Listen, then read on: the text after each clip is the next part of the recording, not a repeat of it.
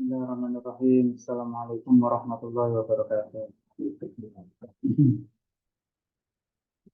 Alhamdulillah nahmaduhu wa nasta'inuhu wa nastaghfiruh wa na'udzu billahi min shururi anfusina wa min sayyiati a'malina. May yahdihillahu fala mudilla lahu wa may yudlil fala hadiya lahu. Wa asyhadu an la ilaha illallah wahdahu la syarika lah wa asyhadu anna Muhammadan 'abduhu wa rasuluhu la nabiyya ba'da. Allahumma shalli wa sallim wa barik وعلى آله وصحبه ومن تبعهم بإحسان إلى يوم الدين أما بعد رب اشرح لي صدري ويسر لي أمري واحلل عقدة من لساني يفقهوا قولي اللهم فقهنا في الدين وعلمنا ما ينفعنا وارزقنا الإخلاص في القول والعمل وزدنا علما يا أرحم الراحمين اللهم علمنا ما ينفعنا وانفعنا بما علمنا الحمد لله رب العالمين. Kita kembali di ngaji kitab Maqasidus Shaum sebagai ikhtiar kita untuk memaksimalkan bulan Ramadan kali ini yang harapannya bisa semakin membaik performa Ramadan kita dibandingkan dengan Ramadan-Ramadan sebelumnya. Jadi harapannya dengan kita mengawali sebelum masuk Ramadan, Sya'ban, mulai bulan Rajab waktu itu. So, kita bisa lebih tidak gupuh lah tidak gupuh ketika hari hanya udah satu Ramadan bingung nih harus apa, belum noto agenda, belum noto ada ibadah yang sunnah. Ini kita harapannya kita persiapkan jauh-jauh hari supaya tidak gupuh. Ya, ini saya coba review materi sebelum-sebelumnya, ini ada yang kelewatan, ngapunten. Jadi yang waktu habis dipegang Ustaz Hajeng itu beliau kan belum selesai satu pasal. Jadi ini mungkin balik ke halaman 13 yang itu, yang tengah kalian PDF ini sudah saya paskan.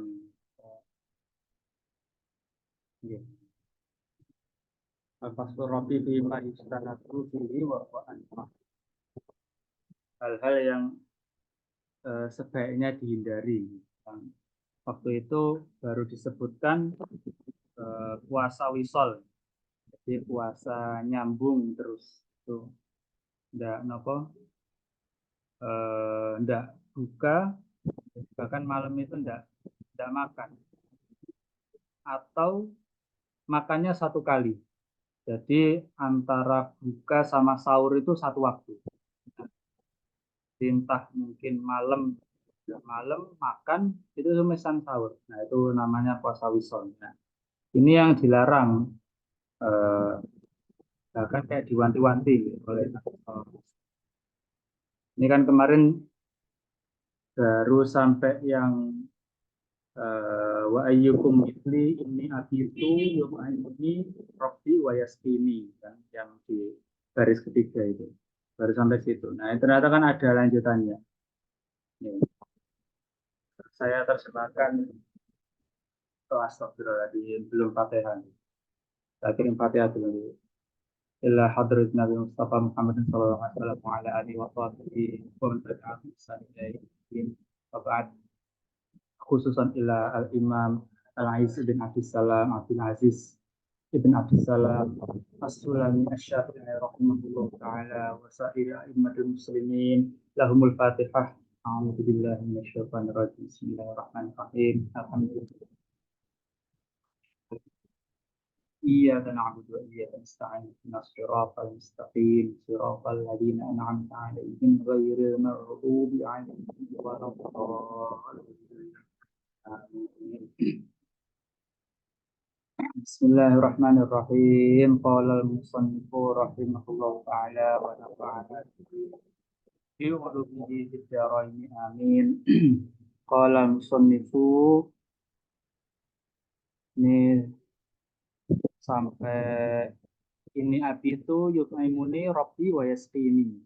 Jadi sungguhnya aku malam ini tinggal, maksudnya ya, bermalam di rumah salah satu istrinya.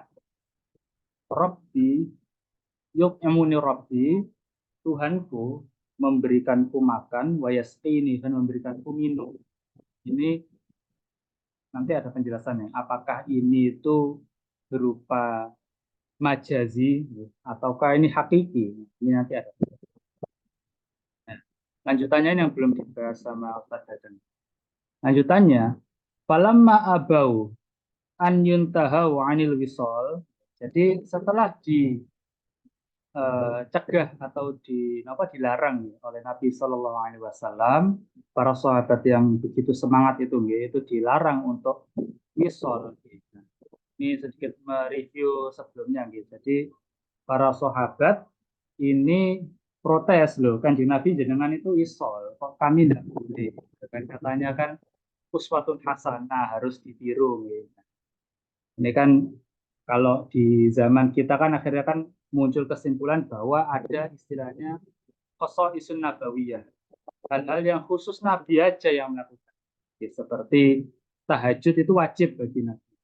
Nah, awal dewe soto keliwat tahajud tidak bisa bangun dan sebagainya. Nah, itu ada yang khusus untuk Nabi yang cuma Nabi eh, yang sanggup melakukannya sehingga itu tidak disyariatkan atau bahkan justru dimakruhkan ya, jadi mungkin tidak sampai haram tapi dimakruhkan karena hal itu akan malah nambah madharat dibandingkan dengan maslahatnya untuk aghlab mayoritas umat Islam. Nah, ini sahabat protes loh dengan wisol dijawab oleh Nabi loh, saya ini walaupun wisol Allah Subhanahu wa taala memberiku makan dan memberiku minum. Nah, ternyata jawabannya itu tidak memuaskan. Falamma abau, ternyata sahabat itu enggan nuruti larangannya Nabi. An tahau anil wisol, dari larangan Nabi bagi mereka untuk meniru wisolnya Nabi ini. Akhirnya apa? Wa sholabihim yauman. Ya wes dituruti ternyata. Ya wes, aku udah melu kalian wisol, wisol bareng aku. Katanya pengen apa? Pengen niru aku, wes kasarannya. Malah dalam tanda kutip secara halus tuh agak ditantang. Ya coba wes, nek. Memang kalian ini mampu, wisol sama saya. Nabi wisol. Jadi Nabi ikut wisol bersama mereka yauman satu hari. Tumma yauman. Kemudian hari berikutnya. Tumma ra'au al-hilal. Kemudian ketika nampak hilal, ya berarti napa niki? Hilal Ramadan. Kalau dohirnya sih hilal Ramadan. Nah ini atau mungkin ya hilal Syawal juga bisa. Pokoknya melihat hilal. Berarti kan kalau melihat hilal, kalau kemungkinannya ini hilal Ramadan, ya berarti kan puasanya harus balik normal. Balik puasa yang nopo tidak wisol karena Ramadan ini ya syariatnya malamnya tidak puasa gitu atau malamnya buka seperti biasa makan tidak wisol lah seperti itu. Atau hilal Syawal, kalau hilal Syawal berarti satu Syawal tidak boleh puasa, berarti kan harus makan lah kurang lebih gitu. Jadi eh, hilalah kok alhamdulillah hilal gitu. Nah, jadi akhirnya mereka kan mau nggak mau harus mengakhiri wisolnya gitu. Nah, akhirnya dijawab oleh Nabi Sallallahu Alaihi Wasallam. Faqala Sallallahu Alaihi Wasallam, lau ta'akhkharul hilalu lazidtukum. Misalnya iki ternyata hilal ini mundur, tak tambah itu wisole. Jadi malih kayak anu, iki untung hilal iki ono, nih misalkan nggak ono tak tambah. Dajjal jenengan ini kuat apa enggak kok gaya-gayaan lah kurang lebih kayak gitu. Nah ini eh, termasuk tarbiyah atau cara mendidiknya Nabi. Nabi ikut puasa. Ketika didampingi Nabi dilihat kuat temenan enggak sih wong-wong itu. Kalmunak kali lahum. Seolah-olah itu adalah teguran keras. Jadi sindirannya itu teguran keras. Hina atau an yang tahu sebabkan keengganan mereka ya, menuruti larangannya itu wa inna manaha anil wisol lima fihi min idha'afil quwwah. Alasannya kenapa kok wisol itu dilarang? Jadi kemarin kita sudah bahas puasa dahar, ini juga mirip kan sebenarnya. Cuman kalau wisol ini sedikit lebih ekstrim karena bahkan bukan puasa tiap hari tapi puasa hampir tiap hari tiap malam. Karena kan nyambung gitu kan. Nah, hampir karena kan makanya cuma satu kali malam sekalian sahur gitu. Jadi kan hampir 24 jam kalau dipikir-pikir. Nah, ini lebih ekstrim lagi dari puasa dahar, puasa panjang puasa. Lima fihi min idha'afil quwa. Karena itu akan membuat kekuatan itu menjadi melemah.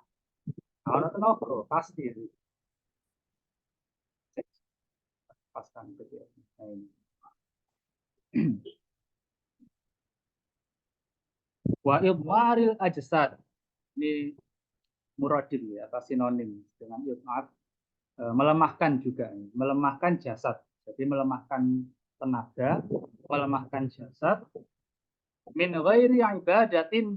Nah, wis kadung gak ono tenaga, wis kadung awak wis ndak ada nutrisi nggih. Itu juga ndak dihitung ibadah. Ini di sini Syekh Izzuddin menegaskan wisolnya itu ndak dihitung ibadah. Yang dihitung ibadah apa? Saumnya, puasa seperti biasa itu yang dihitung ibadah. Nah, untuk umatnya Kanjeng Nabi, ya, yang itu diwati-wanti iki khususiyahku, khususnya Nabi SAW sebagai Rasul.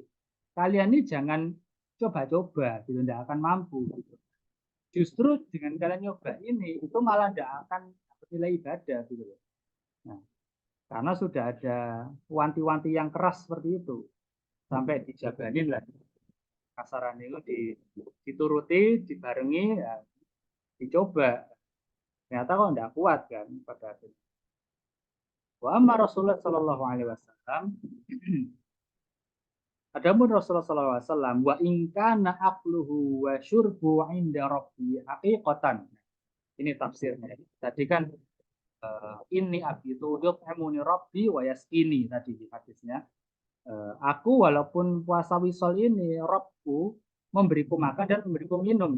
Ini kalau misalkan itu diartikan sebagai hakikatan, benar-benar diartikan Allah Subhanahu wa taala menurunkan makanan Nabi Shallallahu Alaihi Wasallam ketika berwisol. Fa'inahum lam wasil, berarti itu tidak wisol namanya. Ya kan? Berarti artinya nopo ini?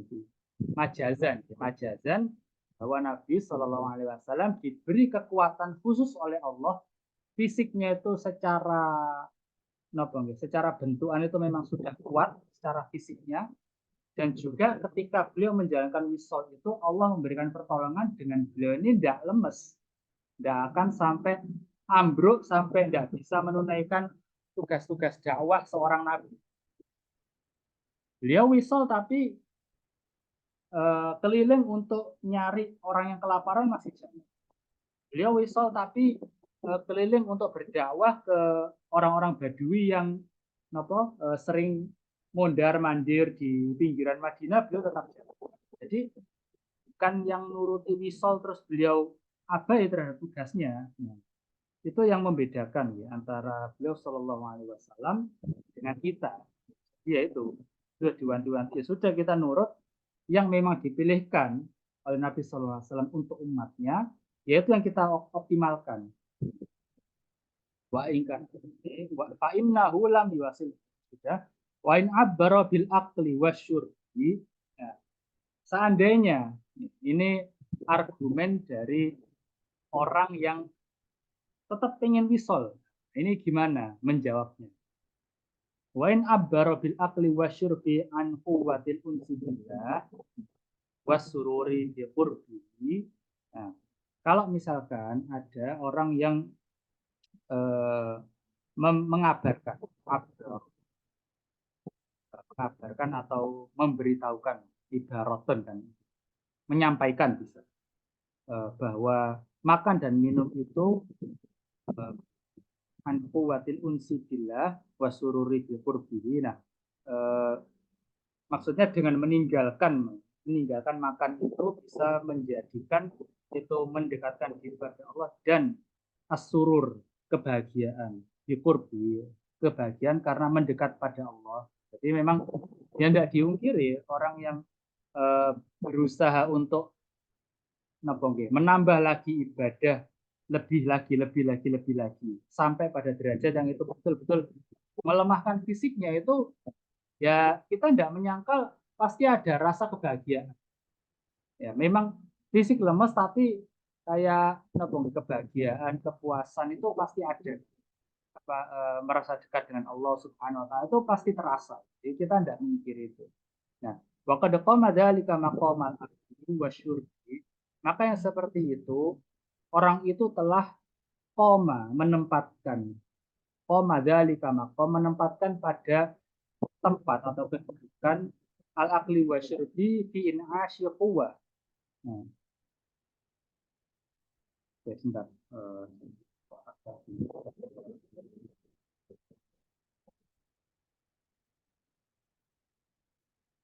Bal huwa ablaghu min at-ta'ami wasyarab.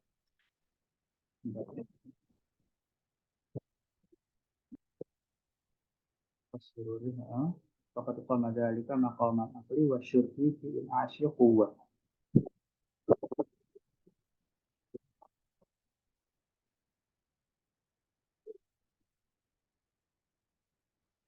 Oh, ya, ya.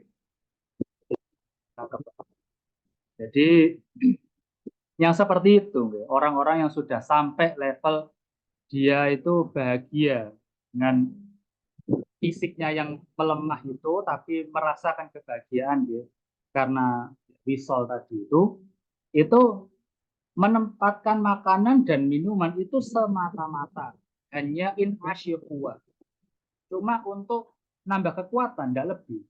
Jadi, yo misalkan tenaga ono dengan tidak makan, ya wes tidak masalah gitu. Jadi mindsetnya orang-orang yang pengen untuk wisol ini, mindsetnya para sahabat yang protes kanjeng Nabi Shallallahu Alaihi Wasallam ini mereka ini ya kita husnudzon ini bukan gaya-gayaan ya, memang karena memang semangat, memang murni semangat, murni itu keikhlasan mereka untuk bisa menambah amalan gitu.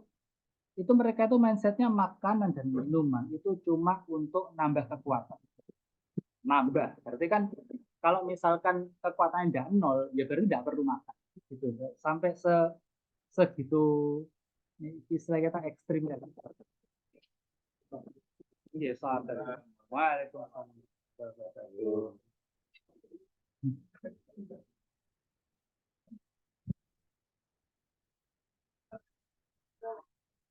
Ya, semoga lanjut. Nah, punten ini saya ulang soalnya yang Ustadz Dadang waktu itu ternyata belum selesai satu pas. Jadi saya selesaikan dulu yang ini, nanti lanjut yang terakhir itu. Oke, lanjut. Tadi halaman 13. Oke, jadi yang ya, terkait puasa wisol itu, yang puasa nyambung malamnya cuma makan sekali, buka sekalian sahur, itu tidak makan, nahan lapar lagi gitu. Nah ini bagi orang-orang, jadi mindsetnya sahabat itu ketika mereka itu minta untuk diizinkan untuk wisol, jadi faqad qama dzalika maqamal akli wasyurbi fi in'asyi quwwah. Jadi mereka itu mindsetnya makan dan minum itu semata-mata hanya menambah atau menaikkan kekuatan. Ya, kalau misalkan mereka dari awal ngerasanya, oh aku jangan tenaga, berarti makan dan minum ini kayak enggak butuh, enggak kewajiban bagi mereka. Itu mindset sahabat sampai seperti itu. Nah, bal huwa ablaghu minal ta'ami wasyarab. Tapi bahkan wa ablahu kebanyakannya minat ta'ami wasyarab Nggih, bal huwa ablaghu min at-ta'ami wasyarab. Jadi mereka itu sudah sampai eh, mayoritas dari atau kebanyakan makanan dan minuman itu bagi mereka itu tidak ada, tidak terlalu ada nilainya. Karena seenak-enaknya makanan di mata mereka itu cuma sebagai penambah kekuatan, tidak lebih. Nah, makanya mereka siap untuk wisol. Ini para sahabat. Dan itu pun dilarang oleh kanjeng Nabi SAW. Jadi hikmahnya kan itu kalau ngomong no jangka panjang, misalkan sahabatnya diizini untuk wisol dan wisol ini menjadi sebuah sunnah, itu kan berarti kan akan ada nanti zamannya setelah Nabi SAW, zaman kita wisol itu akan menjadi sebuah anjuran. Lah yo abot. Poso Daud itu berat loh untuk mengistiqomahkan ya. Kalau misalkan puasa Daud 1 bulan gitu, habis itu mandek sih leren cek ya. Tapi puasa Daud istiqomah yang sampai terus 1 tahun lah, atau berapa tahun gitu kan berat gitu lah. Dan dia yang minta wisol. Dan kalau misalkan itu diiyakan oleh Nabi dan menjadi sunnah, oh itu betapa beratnya. Menjalankan sunnah itu betapa beratnya di zaman kita. Nah ini ada syairnya.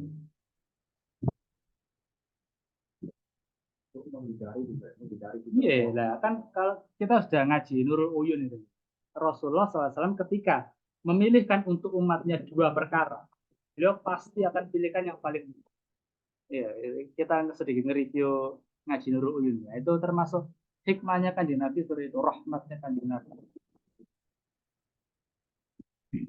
Nah ini syairnya ya.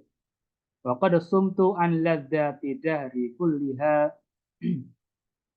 maka aku berpuasa eh, pada kelezatan-kelezatan seluruhnya. Kelezatan-kelezatan yang aku rasakan dalam sepanjang hidupku, dari kan waktu sepanjang waktuku kuliah seluruhnya. Aku telah berpuasa atau aku telah menahan dari kelezatan yang telah kurasakan selama ini seluruhnya. Ini nerjemahno syair iki rada angel. Wa yauma liqakum dzaka fitrus yam, dan hari bertemu dengan engkau. Kum ini mungkin kumnya Allah. Kum bukan kum kalian, tapi kum untuk pengagungan. Engkau ya Allah. Dzaka fitrus yami, maka pada saat itulah aku berbuka puasa. Ini syairnya orang yang merindukan untuk puasa wisol seperti ini. Walaqad wajadtu ladzadahu laka fil hasya, maka telah aku temukan kelezatan itu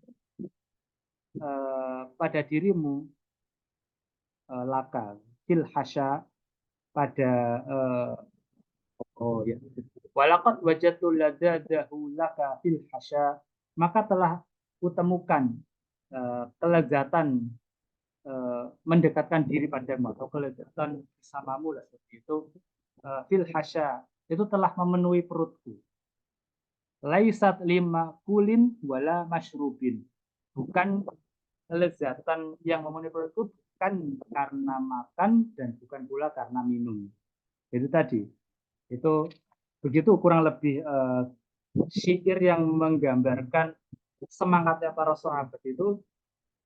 Kenapa kok mereka itu sampai rela untuk ingin untuk puasa wisol itu seperti itu? Karena mereka telah menemukan para sahabat itu sudah diragukan mereka wali, itu jelas itu. Wali yang paling wali itu sahabat itu akidah semua ahli sunnah itu.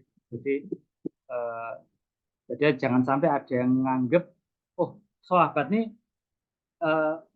puasa nih mungkin masih kalah dengan ulama setelahnya. Mungkin.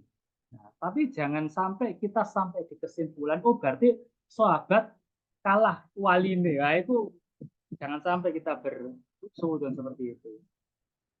Ini ternyata para sahabat juga sebagian ada yang sampai berpikir seperti itu, saking lezatnya taqarrub ilallah, mendekatkan diri pada Allah, itu sampai makan minum itu udah tidak ada rasanya. Ya, lezatnya justru dengan taqarrub itu sudah penuh protein. Ini syairnya kurang lebih seperti itu. Nah, itu wajtanabu, apa yang sebaiknya dihindari atau tidak dilakukan ketika puasa. Ini yang kedua, kita sudah pembahasan wisol, kita lanjut ke pembahasan yang kedua. Qala musannif rahimahullah wa tsani, yang kedua apa yang perlu dihindari al-qublah, ciuman, berciuman, ciuman dengan istri. Qalat Aisyah radhiyallahu anha, telah berkata Bunda Aisyah radhiyallahu anha, karena Rasulullah sallallahu alaihi wasallam, bahwasanya Rasulullah sallallahu alaihi wasallam yuqabbilu, beliau mencium istrinya. Wa huwa shaimun, sedangkan beliau dalam keadaan sedang puasa. Wa yubashiru wa huwa shaimun, dan menyentuh istrinya. Demok-demok lah. Wa huwa shaimun, sedangkan beliau sedang puasa. Walakinnahu amlakuhum bi arbi. Akan tetapi beliau sallallahu alaihi wasallam amlakuhum. Amlak itu kan dari kata malak, milik, memiliki. Jadi, orang yang paling memiliki arbi ini ada tafsirnya, cuman singkatnya yang paling memiliki syahwat, maksudnya yang paling bisa mengendalikan syahwat. Jadi Rasulullah SAW ini jadi pada Noah ini. Ya, beliau mencium, beliau megang istrinya, ya sebagai bentuk kasih sayang, tapi beliau tidak sampai bernafsu yang itu merusak kondisi atau bahasa saya vibes-nya puasa itu masih terjadi. Nah, itu beliau bisa mengendalikan syahwat itu. Yang paling bisa mengendalikan hajatnya syahwat itu Rasulullah SAW. Amlakuhu. Pamangkana syaikhon. Misalkan orang itu, ya, itu adalah orang tua, nah, jenom, dan dia sudah beristri, ya disarankan supaya tidak mencium istrinya, tidak demok-demok istrinya, gitu. Selain yang pertama, ya, secara fikih, selain itu bisa mengarah ke yang diharamkan, ya kan, jima itu ya, mengarah ke sana. Itu juga menurut fuqaha Syafi'iyah, mencium yang itu sampai timbul syahwat itu walaupun tidak membatalkan puasa, tapi itu makruh. Nah, karena puasa itu sebetulnya menahan dari syahwat, gitu. Nah, lapar itu bagian dari syahwat. Nah, syahwat yang ini, ya, walaupun tidak sampai jima, tapi kan tetap merasakan. Itu akhirnya dimakruhkan oleh sebagian fuqaha Syafi'iyah, terutama fuqaha Syafi'iyah yang zaman Arim itu mereka menghukumi bahwa mencium itu walaupun tidak sampai jima itu makruh. Jadi bukan mubah, bukan boleh tapi makruh. Walau alam kalau mengurangi pahala, tapi itu tidak dianjurkan. Makruh itu kan dibenci, perkara yang dibenci. Tidak sampai haram, tapi itu perkara yang dibenci. Sebaiknya ditinggalkan. Nah, pamangkana syaikhon, kalau misalkan orang itu orang tua, sudah sepuh, yakman ala nafsihi, aman dari nafsunya, ya kan wis gak ono tenaga orang tua gitu ya. Min tahriki syahwati, dari bergeraknya syahwat, aman nafsunya itu dari tergerak syahwatnya, wa ifsadis shaumi, dan aman dari merusak puasanya, jadi tidak akan sampai terjerumus ke dalam jima tadi gitu ya. Pala bahasa dia, maka tidak mengapa, tidak masalah kalau itu orangnya sudah tua dan itu dia bisa aman, tidak tergerak syahwatnya, itu tidak apa-apa. Wa in kana syabban, kalau orang itu masih pemuda, layak manudzalika, tidak aman dari itu, dari syahwatnya itu, kurihat lahu, maka hukumnya makruh. Kurihat lahu, maka hukumnya makruh. Lima fiha min ta'ridil ibadati lil isadi wal mukhafarati biha. Karena itu akan ta'riyudil ibadah itu akan membuat ibadah tidak maksimal. Mu'arid itu membuat ibadah itu kurang lah kadarnya. Ta'rid ini menolak. Ta'rid mu'arodoh. Min ta'ridi. Lima fiha min ta'ridi. Menjadi sarana. Sarana untuk ibadah itu menjadi rusak. Lil ifsadi. Menjadi batal. Karena apa? Sebab rusaknya itu wal mukhatarati biha. Dan bisa menimbulkan kekhawatiran-kekhawatiran. Mukhatarah, kekhawatiran akan terjerumus ke dalam ifsad atau batalnya puasa itu. Jadi tadi misalkan orang itu, ini terutama yang syab dan pemuda, itu dikhawatirkan itu akan menjurus ke jima, yang malah tambah repot kan, harus puasa 2 bulan berturut-turut. Atau kalau misalkan tidak ngarah ke sana, itu akan timbul kekhawatiran ngarah ke sana. Tetap ada kekhawatiran itu yang berusaha dicegah oleh para ulama, para fuqaha. Akhirnya mereka menyimpulkan, oh ini mencium, ini walaupun tidak membatalkan, tapi ini makruh. Nah, dengan alasan tersebut. Ini terkait ciuman. Sampun yang kedua, kemudian yang ketiga, asal itu al-hijamah. Bekam. Sahha anna Rasulullah sallallahu alaihi wasallam telah datang dalam hadis yang sahih bahwasanya Nabi sallallahu alaihi wasallam ihtajama, beliau berbekam bahwa shaimun dan beliau dalam keadaan puasa. Wasuila Anas radhiyallahu an, dan Anas bin Malik radhiyallahu an itu ditanya, akuntum takrahunal hijamata lis-shaim, apakah berbekam itu makruh atau dibenci untuk orang-orang yang berpuasa? Qala, dijawab oleh Sayyidina Anas bin Malik radhiyallahu anhu, la, tidak, illa min ajalil, kecuali bagi orang yang kalau dia itu bekam maka dia akan menjadi lemah. Bekam kan pasti darah disedot, terus habis bekam geliang, malah kayak apa-apa, malah tidak bisa zikir, malah tidak bisa tilawah, malah tidak bisa sholat di masjid. Sebenarnya tidak usah bekam, walaupun bekam itu sunnah. Paman abadhu al-hijamatu. Bentar, ini PDF-nya lupa saya.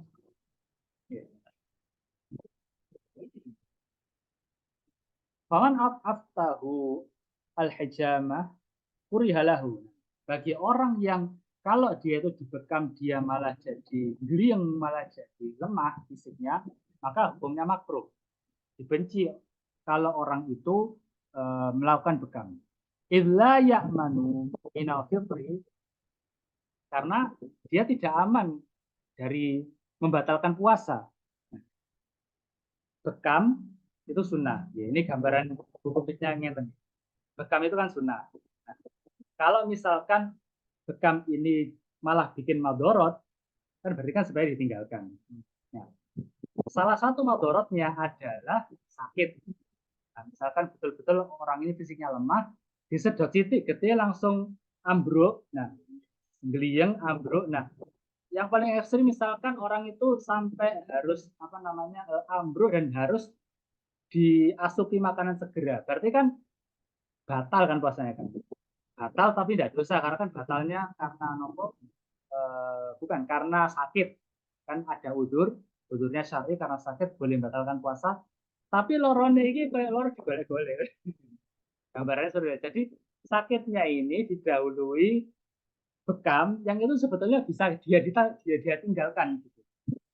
Kebayang gambarannya gitu. Nah, jadi karena itu mengarah ke membatalkan puasa, maka menjadi makruh bagi orang-orang yang lemah fisiknya.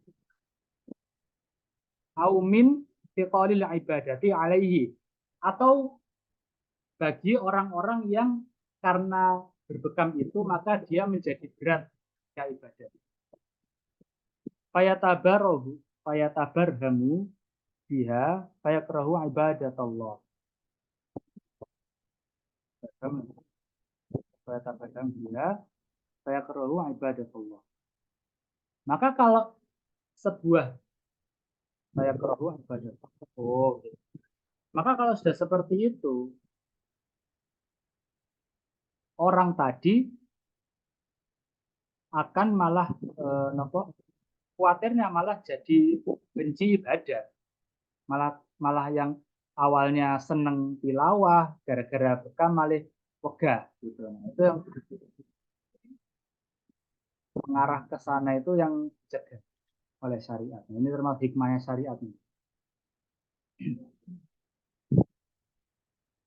Selanjutnya, tadi berarti yang pertama apa yang makruh atau sebaiknya dihindari tadi puasa witol ya.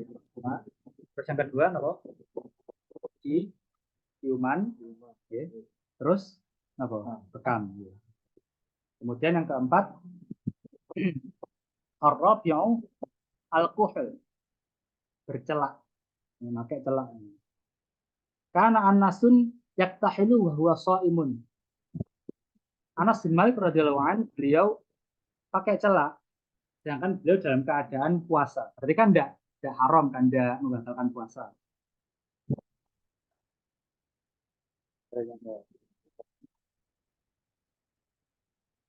Monggo Sambi. Ini kopi tanpa gula. Oh, iya, alhamdulillah. Belum kopi.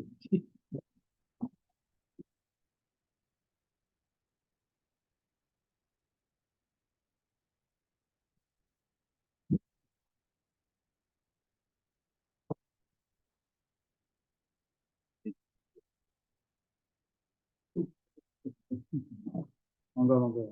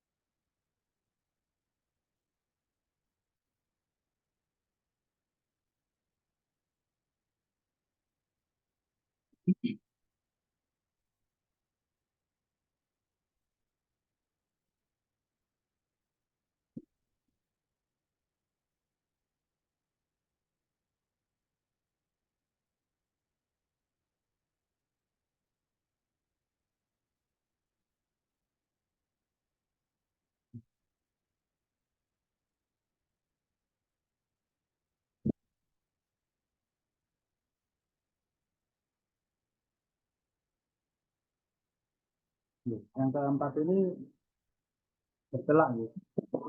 Sayyidina Anas bin Malik radhiyallahu anhu dalam sebuah riwayat beliau pakai celak, sedangkan beliau dalam keadaan puasa. Ini menunjukkan kalau celak itu tidak membatalkan puasa. Nah, tapi ada keterangannya. Waqala al-A'mash.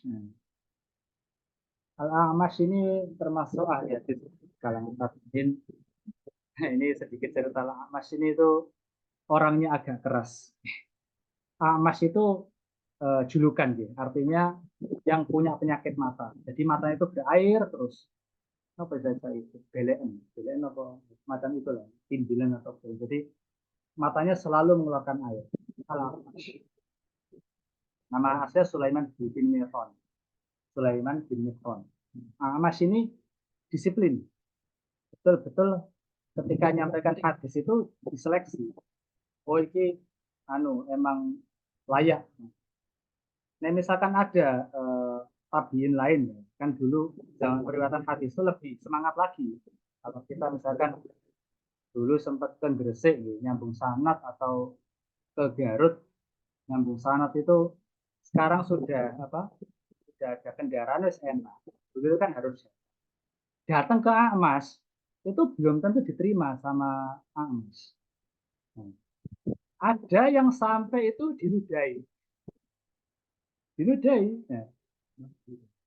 Ya wala alam. Mungkin karena kurang berkenan si murid ini mungkin adabnya kurang bagus, langsung dinudai. Tapi bisa jadi untuk ngetes juga. Nah, akhirnya muridnya ini ada 2 orang atau lebih lah. Nah, yang satu ini apa jenenge ngambul, ngamuk lah gitu. Apa Syekh kok ngono karakternya, kok ngono akhlaknya. Terus mulai ya, yang satu ini itu langsung nimpali loh. Kamu diludahi Amas saja apa namanya nggak tahan. Ludahi Amas itu dibandingkan dengan ilmunya nggak ada apa-apanya.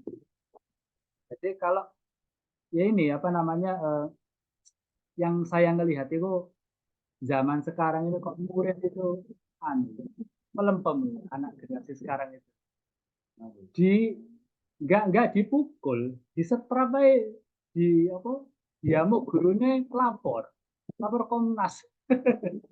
Nah itu dulu itu diludahi diludahi tapi karena memang beliau layak diambil ilmunya diambil ilmunya gitu.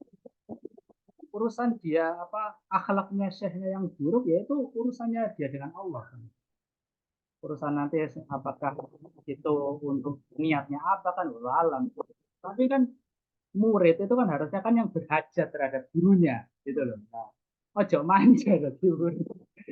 Nah, aman ini se intermezzo lah terkait saya di mana apa dengan kalau misalkan baca kitabnya Al-Khatib Al-Baghdadi judulnya Al-Jami Akhlaqir Rawi wa Adab Sami itu banyak kisah-kisah perawi-perawi hadis zaman tabi'in itu unik-unik kisahnya. Salah satunya Amas. Ini perlu tahu ya. Iya sampai gitu tapi ya karena memang ilmunya tinggi ya. Murid yang tahu kadar ilmu gurunya ini tetap bertahan. Malah ibaratnya kamu ini bodoh sekali. Masa di mulai gak kuat mentalnya. Kurang lebih kayak gitu. Masa ngone mundur. Nah aku ngerti ilmu guru ini kalau ini lanjut. Salah yang terjadi. Bongkok digepok, yang penting bisa mendengarkan hadis. Sanatnya tinggi. Nah, itu kan luar biasa. Nah, itu intermezzo. Faqala al-Amash, ma ra'aitu ahadan min ashabina yakrahul kuhla lis-shaimi. Ma ra'aitu ahadan. Tidak lihat satupun dari sahabatku, maksudnya dari kalangan tabi'in yang lainnya. Yakrahul kuhla lis-shaimi. Bahwa mereka memakruhkan bercela. Ini pendapatnya Amash. Wakana Ibrahimu yurakhisu an yaktahila as-saimu bis-sabir. Mara'aitu ahadan min ashabina. Fala farqa bainal qahlil haddi alladhi yanfudu ila al-khulqu wa baina ghairihi wal awla usina bihi. Khurujan an khilafil ulama. Siap-siap. Mara'aitu ahadan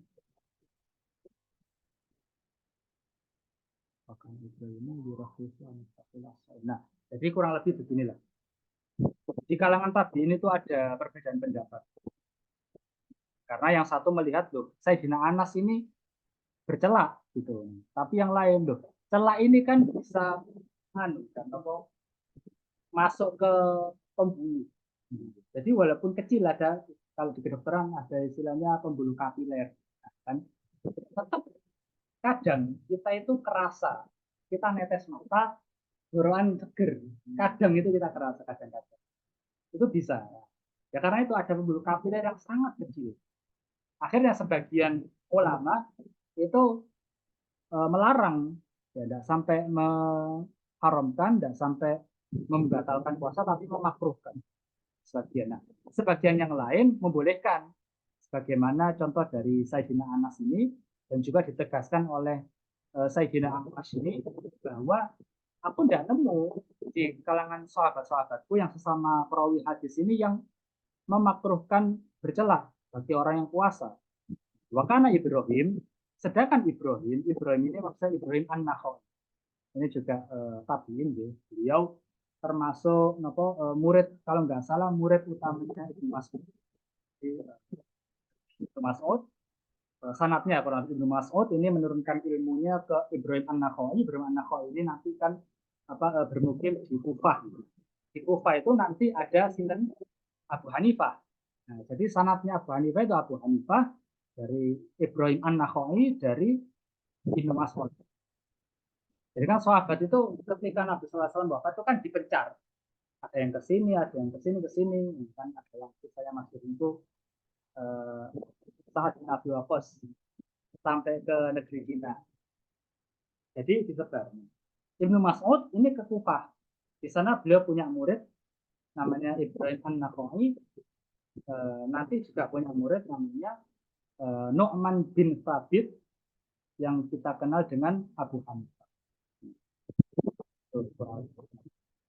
Ibrahim An-Nakhai ini yurakhisu, memberikan rukhsah kalau orang puasa itu bercelaknya dengan as-sabir. Nah ini saya belum tahu as-sabir ini apa. Mungkin salah satu jenis celak yang beliau jadi kesimpulannya Ibrahim An-Nakhai ini celak itu makruh, dilarang untuk orang puasa kecuali dengan as-sabir. Jadi memang sebagian ada yang memakruhkan. Akhirnya apa? Simpulannya Syaifuddin, fala farqa bainal kuhlil haji alladhi yanfudu ilal hulqum. Lanjutannya wa baina ghairihi wal aula. Yang paling utama ijtinabuhu, menjauhinya. Khurujan an khilafil ulama, supaya keluar dari perbedaan ulama. Kalau orang yang berpendapat boleh untuk bercelak ketika puasa, kalau misalkan meninggalkan, dia kan nggak rugi, ya kan? Tapi kalau misalkan orang yang berpendapat celak dilarang, nah akhirnya kan keluar dari perbedaan pendapat ulama, ya semalahi, kan? Kurang lebih begitu.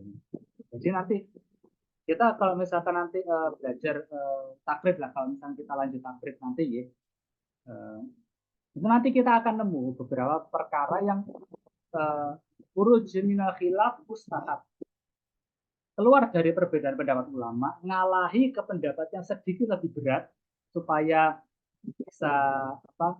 Jadi gini kurang lebih huruf minal khilaf mustahab itu. Misalkan ternyata yang benar kan, benar salah itu kan Allah alam kan. Ulama kan cuma bisa beristihad, betul kan? Nah, tapi kan hakikat benar dan salah itu kan dari Allah Subhanahu Wa Taala. Misalkan ternyata yang benar bahwa bercelak itu dilarang misalkan.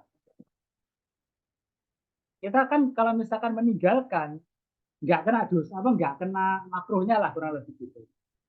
Kalau ternyata yang benar ini hal ini jais boleh-boleh saja nggak masalah, ya udah nggak ada rugi juga gitu. Jadi seperti itu, keluar dari pendapat keluar dari perbedaan pendapat ulama ini mustahab, dianjurkan. Nah, yang kelima al khamisu al istinsyaku fil wudu. Istinsyak ini menghirup air apa hidung ini istinsyak. Jadi istinsyak ini menghirup, mengeluarkannya itu istinsar. Istinsar. Ini istinsyak di shin wal qaf. Nah, mengeluarkannya atau menyemburkannya itu istinsar. Istinsyak fil wudu ini makruh.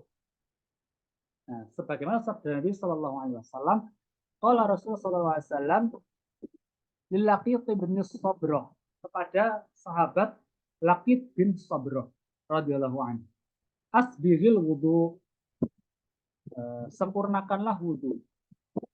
Asbiril wudu, sempurnakanlah wudu.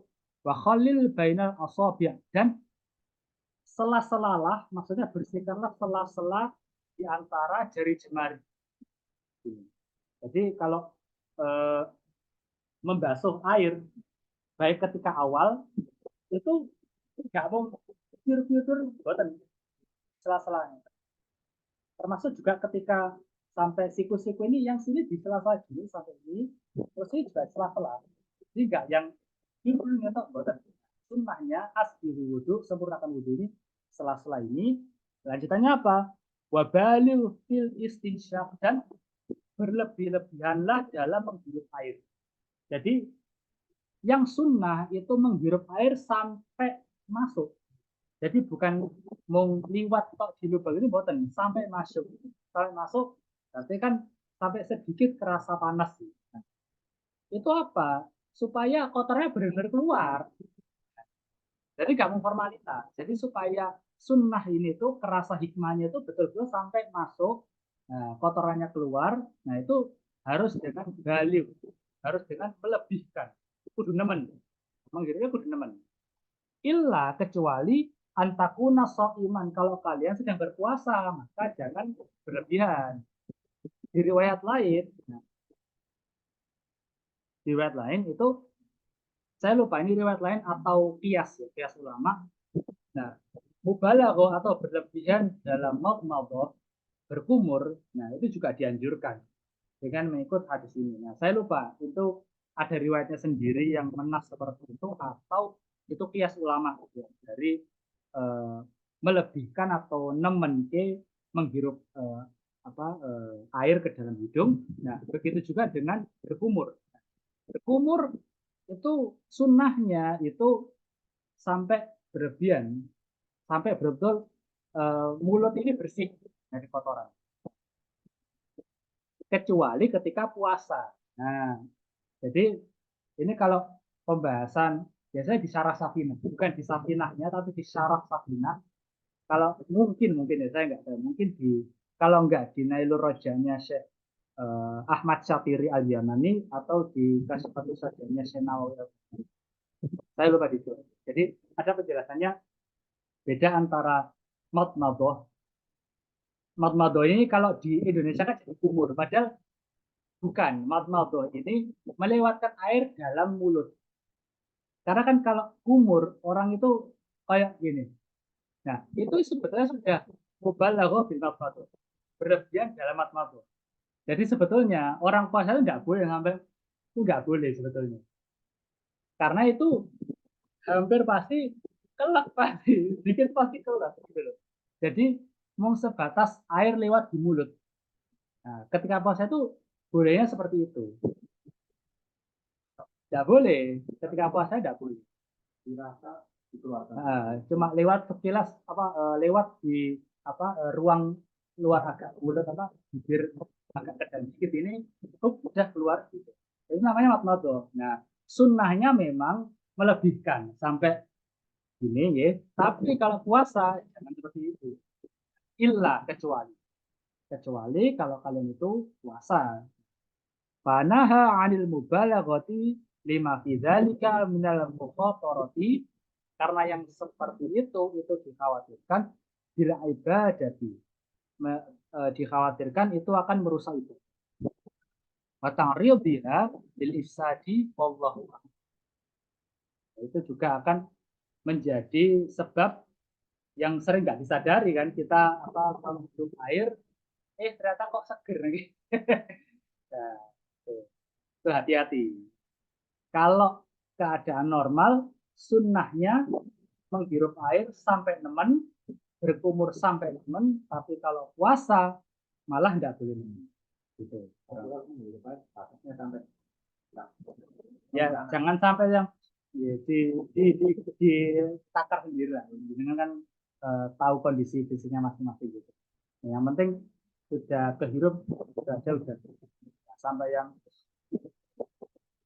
wallahu a'lam bishawab. Nah, ini ternyata belum bisa melanjutkan yang terakhir karena ternyata yang ini belum. Makanya saya keingat itu waktu ngisi anak-anak itu kan yang tahun lalu itu kan saya cuplik berapa itu ada kayak saya sebutkan itu hijama, tapi kok yang kemarin kok nggak lewat bahasa itu saya lupa lagi. Oh ini ya bisa Dadang itu beliau kan izin itu ternyata belum selesai itu pasalnya itu. Nanti kok kayak orang yang kesekip nih. Allah anak aku. Monggo mungkin ada yang mau didiskusikan. Tapi kalau tempur bulan kan jelas keluar semua. Dilibatkan terakhir itu masih ada masuknya. Masih ada. Nah ini perbedaan pendapat ulama. Jadi kalau ulama Saudi Darul Ifta atau Lajnah Daimah Salafi mereka malah longgar karena kan kumur itu sendiri sudah dibolehkan. Jadi walaupun kumur dalam bentuk apapun ya nggak apa-apa, wong dibolehkan. Tapi kalau fuqaha Syafi'iyah, terutama yang Syafi'iyah yang Yaman itu betul-betul merinci. Nah, karena khasnya fikih Syafi'i itu rinci. Geser dikit bentuk kumurnya itu jadi hukum. Nah, yang madmadah itu secara apa ya, takrif atau definisi fikih itu cuma melewatkan air di mulut sebetulnya madmadah. Sedangkan kalau yang kita pahami dengan kumur itu kan orang membayangkannya kan sampai gini kan. Nah, itu sudah masuk mubalaghah fil madmadah, berlebihan dalam madmadah. Nah, jadi itu sudah masuknya dilarang kalau menurut fuqaha Syafi'i.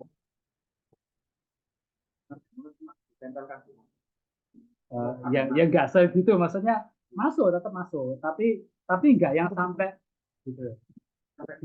Karena tidak kan. Walaupun sedikit lidahnya nempel. Ya, jadi tetap apa nih ya, kumur sedikit lah mungkin bahasanya kita kumur tapi sedikit. Karena kumur ini kan tiap orang ini gayanya beda-beda. Karena saya kadang semangatnya kumur, karena berapa teman yang musuh ya cilik, ini suwi gak mari-mari. Endingnya dilek. Lah, ya itu kan apa namanya, yang sampai kayak gitu, yang sampai lebih seperti itu kalau yang puasa itu sebenarnya dihindari.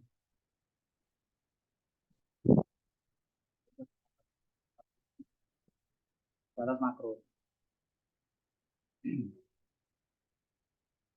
Karena ketika dijamak dalilnya, Rasulullah SAW tidak melarang.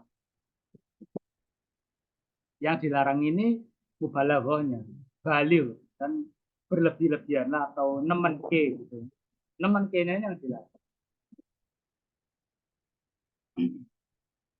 Allah alam. Suntik puasa suntik. Nah, ini sedikit keluar dari topik, tapi nggak apa-apa. Suntik. Nah, suntik ini di kalangan, jangankan di empat mazhab, internal Syafi'iyah sendiri aja berbeda-beda. Pendapat yang dulu masyhur, dan ini saya tahunya ya ini pendapat yang orang NU pegang dari dulu. Itu kalau suntiknya itu suntik obat, tapi kan dikit, itu tidak membatalkan puasa. Misalkan vaksin kan sedikit, atau ya suntik yang dokter misalkan suntik vitamin atau suntik panas lah gitu supaya demam itu kan sedikit. Nah itu tidak membatalkan puasa. Kalau suntik infus itu kan pengganti makanan. Nah itu batal, itu batal. Tapi ini menurut penelitian yang lebih baru, terutama ini pendapatnya Mufti Hadromaut yang sekarang, namanya. Jadi Mufti Hadromaut itu banyak ya di daerah. Salah satunya kan Habib Umar ya, jelas itu. Cuman di daerah lain yang ini ngapunten tanpa merendahkan kedudukan keilmuannya Habib Umar, tapi fokus kan Habib Umar ini kan fikih iya, tasawuf iya ya kan. Ada yang memang beliaunya fokus di fikih. Jadi kayak Ibnu Hajar Al-Haytaminya yang saat inilah kurang lebih pada kalau kita pengen lebih ini. Itu ada namanya Syekh Ali bin Salim Al-Bukayir. Sama di Tarim juga, dia bermau juga. Itu beliau mufti di situ, dan guru kami Pak Ali Bakir itu juga beliau belajar di situ. Itu pendapat terbarunya beliau ketika beliau mengkaji ulang pendapat terkait suntik ini. Beliau malah berpendapat semua jenis suntik tidak membatalkan puasa. Karena apa? Karena nggak dari mulut. Sesimpel itu. Sesimpel itu. Walau berarti makanan tapi kan nggak dari mulut. Nah, jadi tergantung eh, fuqaha ini mendefinisikannya gimana. Apakah dari sudut itu lapar atau enggak, rasa lapar atau enggaknya. Kalau begitu berarti infus hal, ya kan? Atau cuma dari lewat mana rongganya. Kalau misalkan selama tidak lewat mulut, tidak lewat kuping, tidak lewat hidung, tidak lewat dubur, tidak lewat bubul, ya kan, ya pori-pori, ya kan itu kan tidak masuk ke apa yang 7 lubang atau 10 lubang yang dilarang yang batalkan puasa itu maka kesimpulannya beliau lebih longgar. Nah, walaupun ini internal Syafi'iyah sendiri berbeda pendapat. Dan ini lumrah karena apa? Ini kontemporer. Di zaman Nabi tidak ada suntik. Zaman Nabi tidak ada infus. Dan jadi ya nyantai aja misalkan ada pendapat kalau infus yang membatalkan puasa ya nggak apa-apa. Nyantai aja. Oh juga ulama Syafi'iyah sendiri ada yang membolehkan.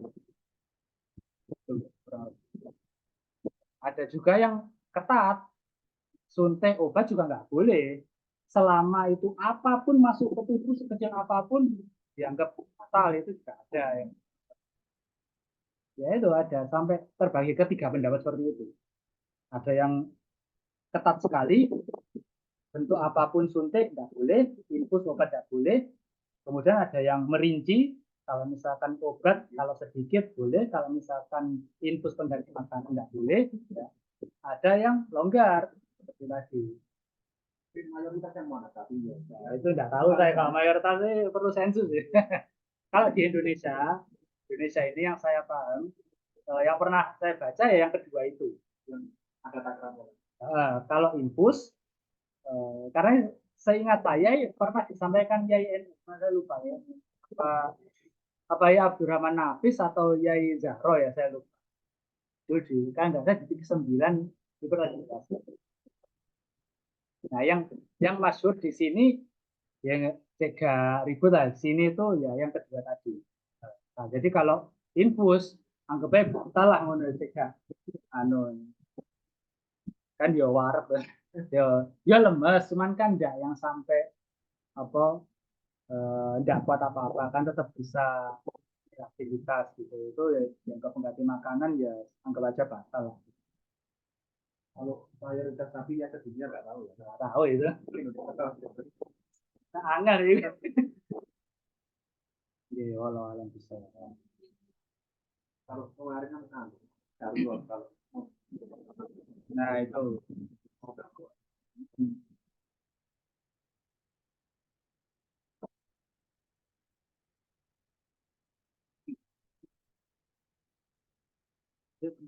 Mau ditambahkan.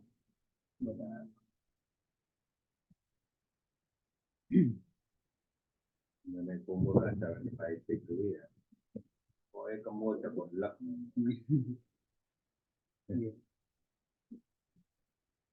Terus nak ini mbak. Pokok jambok lah. Nek, bila kat sengaja, ya batal. Itu. Makanya ngelak kat sengaja pun batal. Tadi gak sengaja batal. Soalnya wes muka dimen kayak ngono wae kan. Gak sengaja tapi mergo ono sing disengaja.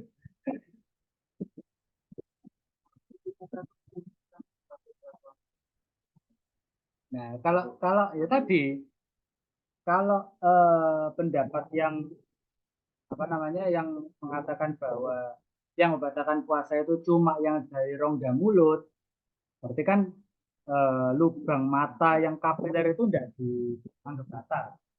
Gitu.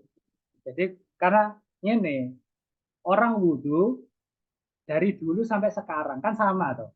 Orang membasuh muka dari zaman Nabi sampai sekarang kan sama. Berarti kan di zaman Nabi pun juga masuk kan sebenarnya kan lewat bulu kapiler. Nah, kalau logikanya fuqaha itu kayak gitu. Tapi Nabi tidak melarang. Raupe itu tidak dilarang gitu.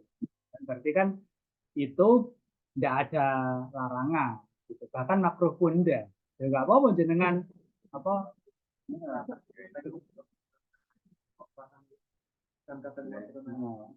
Nah itu kembali lagi ke Mbak Itik. Terus Mbak ya kok. Aduh so terus so hukum ya rawo kata gitu. Iya, dan mbak saya itu gitu. Hukum lo kata masuk. Ya cũng masuk cũng. Kabatan menurut baik.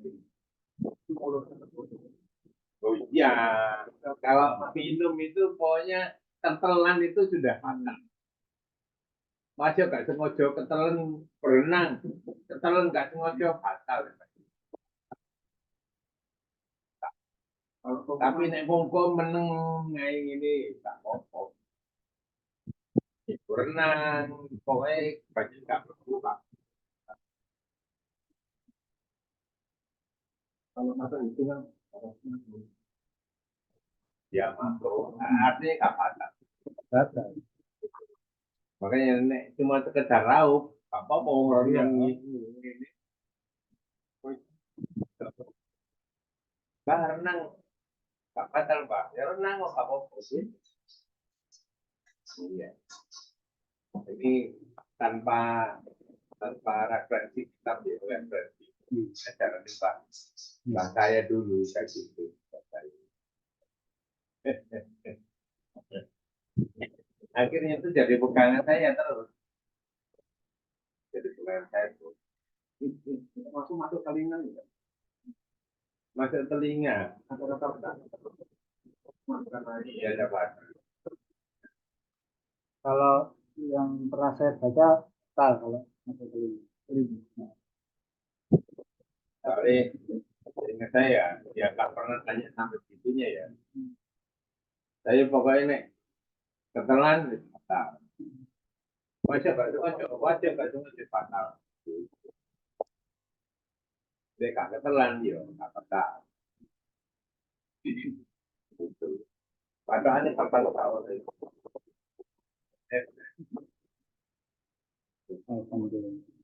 ini foto saya kan masuk. Apalagi kan kita dulu kan masih kecil, Iya. jadi ada ciri itu mungkin ya digampang Nggih. di hukumnya digampang.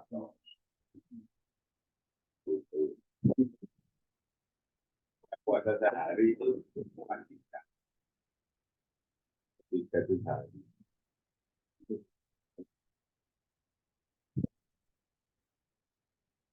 Babnya ada babnya awalnya itu hari kedua atau hari ketiga gitu, nanti betul satu hari, dua hari, hari keempat kan tidur ini di bangun, tarik duduk nih, duduk kita mau keluar tuh kalau tamu gitu kan, kalau mau makan ngambil makanan kan tamunya kan pasti tahu gitu kan,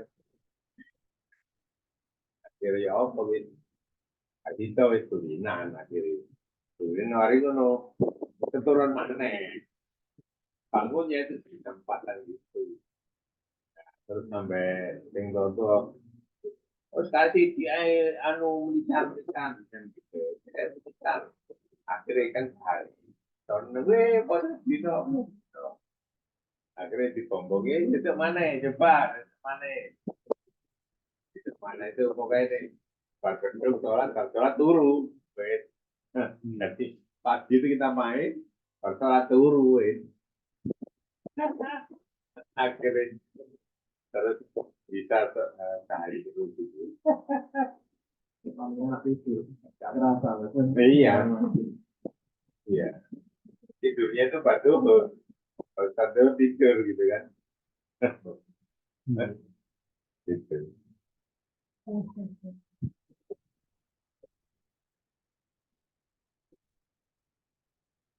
Puasa 2 minggu lah gitu. Iya, 2 minggu lagi. Makanya ini harapannya hatam nih. Insya Allah bisa. Ya,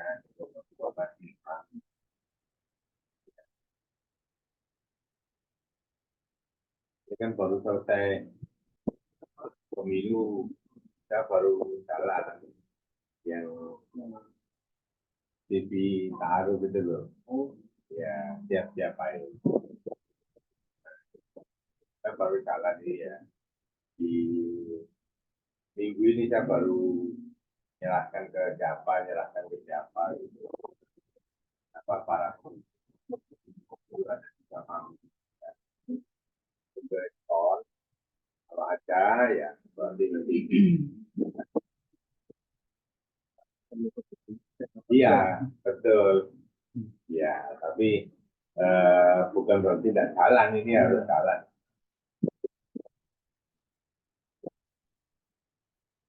Dari perusahaan, dari perusahaan.